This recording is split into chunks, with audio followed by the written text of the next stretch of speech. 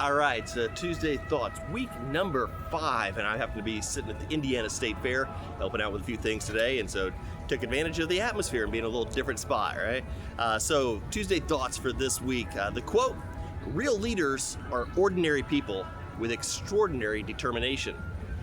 I remember growing up looking at like the state FFA officers and thinking they were these amazing, like almost mythical, godlike creatures. Right? But as I got older, it's not that I lost the awe of them and of that position. But what I came to understand was who those people really were and the heart and the desire that they had. And I think that's something that sets the true leaders apart from others, is that they have extraordinary determination. It's not that they feel that they deserve it. It's not that they feel that they've looked into it or they have to have it. They're just like, you know what? This needs to be done. And they take that role of leader for that. Another one is, a second quote for you today is one that I challenge my students with a lot of time, and that is, do better, be better, expect better, accept better. Right?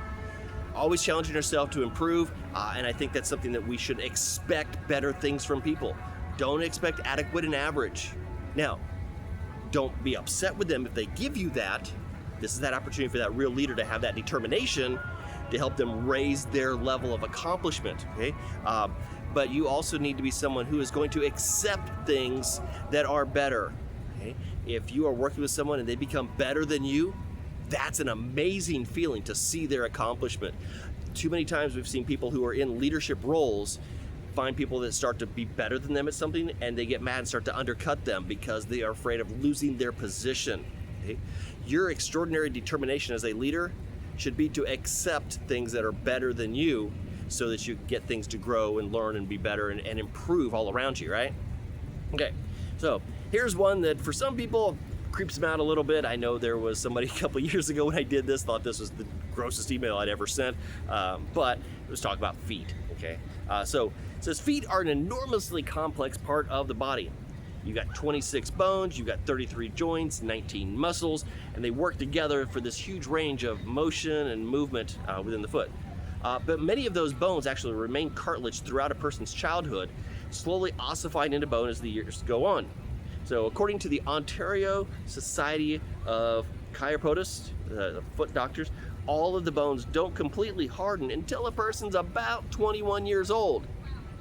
So for many of you that are listening to this who are in the 4-H and FFA, who are state officers, things like that, your bones still aren't set. Kind of an odd thing, right? And finally, last, the word for the week is prospectus. So it's a document that sets forth a business plan for a business enterprise. So maybe in your ag sales class, your ag marketing, ag econ type of class, ag business thing, we put a business plan together, okay? That is what you can put forth and talk to a lender, talk to investors, things like that. That is your prospectus. So that's the Tuesday Thoughts for this week here from the Indiana State Fair. Hope you're having a great week. We'll talk to you next week.